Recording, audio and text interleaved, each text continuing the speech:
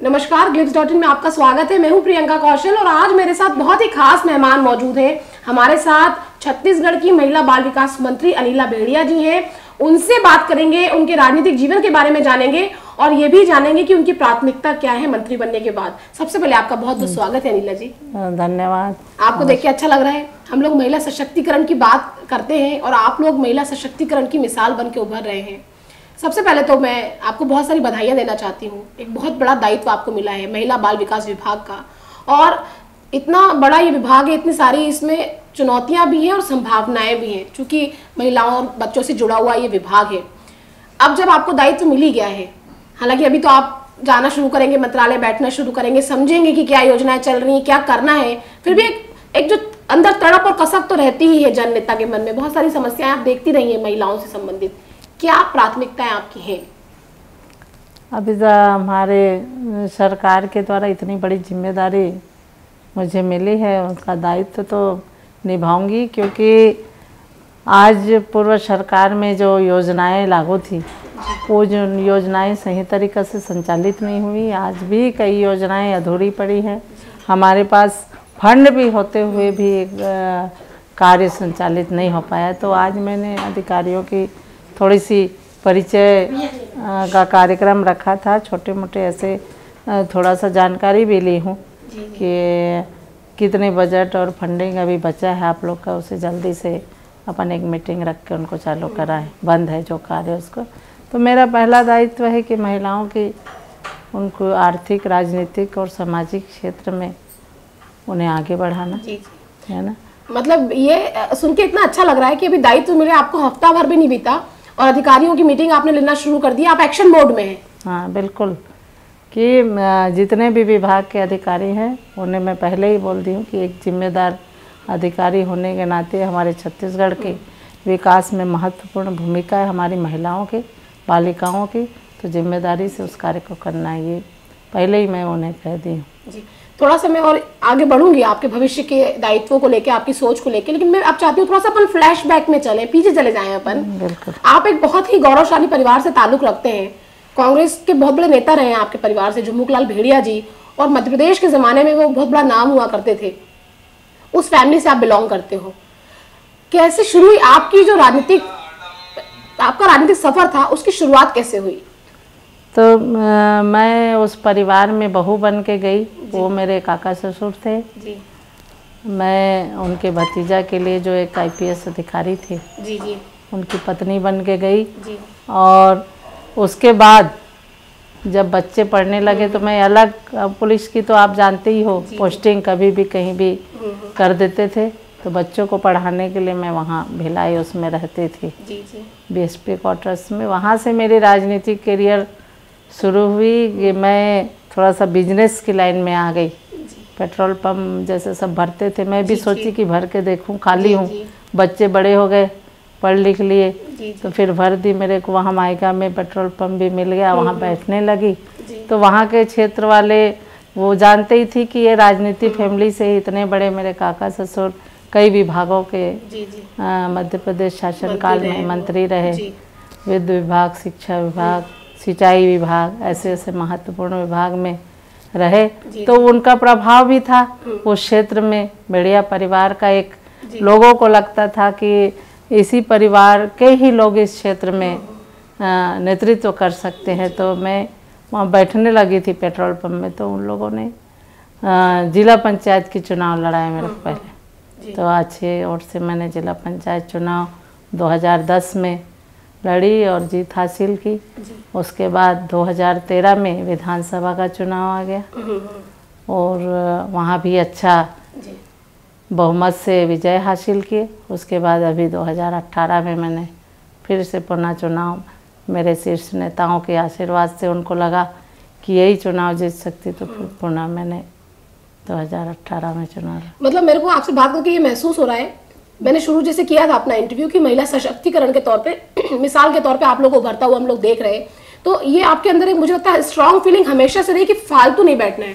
परिवार का दायित्व निभाया जब तक जरूरत थी। माँ बच्चों की परवरिश करती है एक उम्र तक, उसको लगता है कि यही मैं डेडिकेटेड रहूं। उसके बाद आपको लगा कि मुझे फ्री नहीं बैठना, तो पेट्रोल पंप लेके आपने बिजनेस की शुरुआत की। तो एक जिला पंचायत सदस्य आप चुनी गई और आज आप महिला बाल विकास मंत्री बन गई हैं, तो ये एक प्रेरणास्पद भी है आपकी जो जीवन की कहानी है। ये जो अनुभव थे आपके उस लेवल पे, बिल्कुल लोकल लेवल पे आपने लोगों से बात की, इंटरेक्शन किया है, फिर जिला पंचायत को देखा है आपने, असल समस्या वही समझ में आती है दरअसल उस लेवल पे। हाँ, तो आपका ये जो सफर रहा, वो वहां का जो अनुभव है वो यहाँ पे कितना काम आने वाला है, क्या लग रहा है आपको? अब ऐसा कुछ नहीं है कि हम नए नहीं है, हमने तो उस लेवल पे फेस किया है चीजों को। नहीं, बिल्कुल ग्रामीण क्षेत्र का जो मैंने काम किया है वो आज बहुत काम आ रहा है, और आगे भी वहाँ की जो समस्याएं हैं, वहाँ की लोगों की जो बात है ना, वो चीज़ को मैं देखी हूँ। तो यहाँ ऊपर अब मंत्री लेवल पे हम लोग आ गए, कैबिनेट में बैठेंगे, जो समस्या को हम यहाँ रखेंगे तो वहाँ हमें सहयोग मिलेगा उससे, और हमारी सरकार को भी उससे लगेगा कि असली हम वहाँ लोगों तक पहुँचेंगे, उनकी समस्याएं तक, क्योंकि हम नीचे स्तर से आए हैं, इसलिए हम लोगों की समस्या को जान रहे हैं, तो हम सही कर पाएंगे, ऐसा हमें लग रहा है।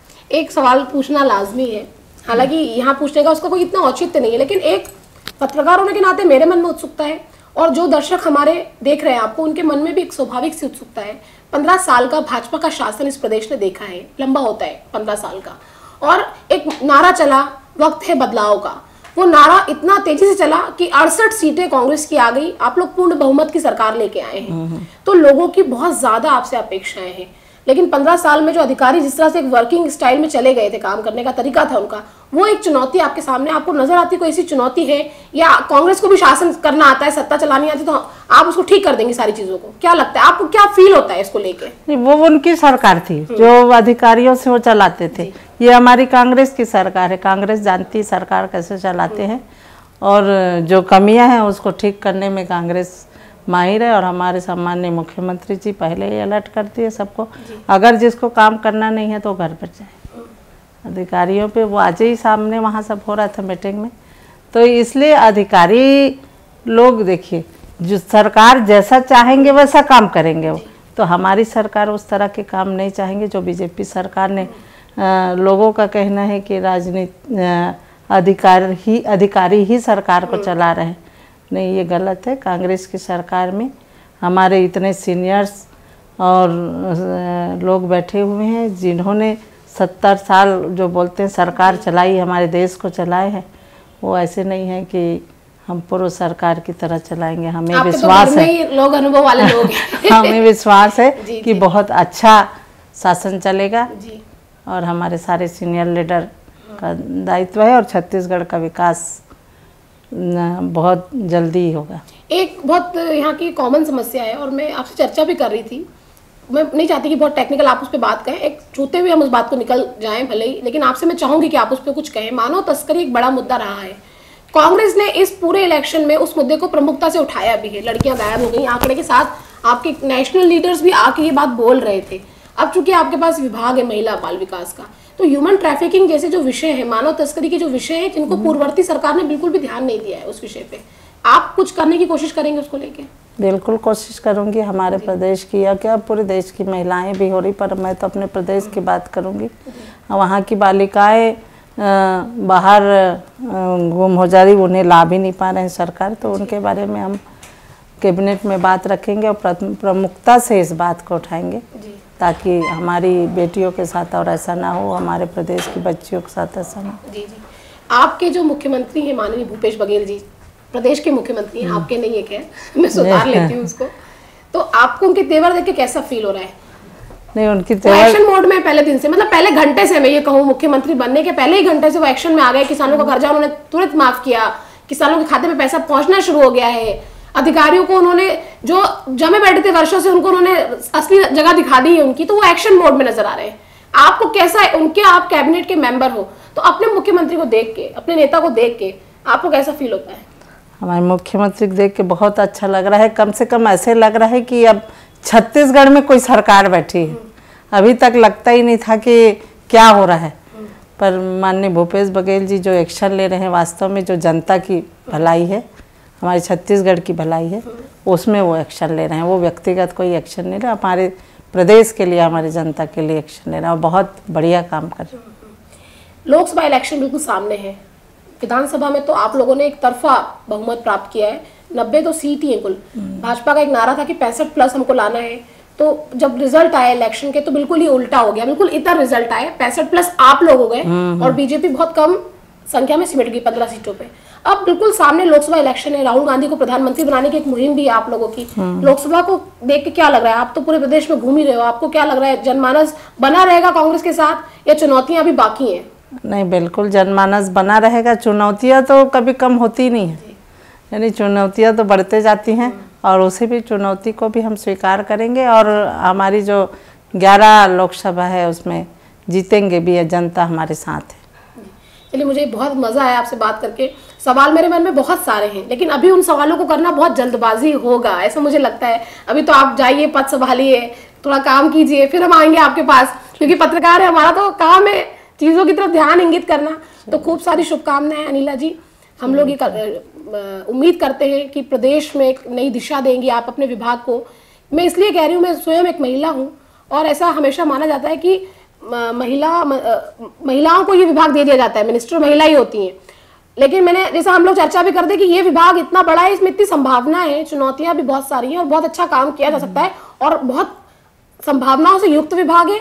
बहुत संवेदनशीलता के साथ वहाँ काम करने की जरूरत आपको होगी। तो मुझे लगता है कि सही हाथों में कमान है विभाग की, फ्लॉरिश होगी, चीजें आगे अच्छी होंगी। खूब सारी शुभकामनाएं।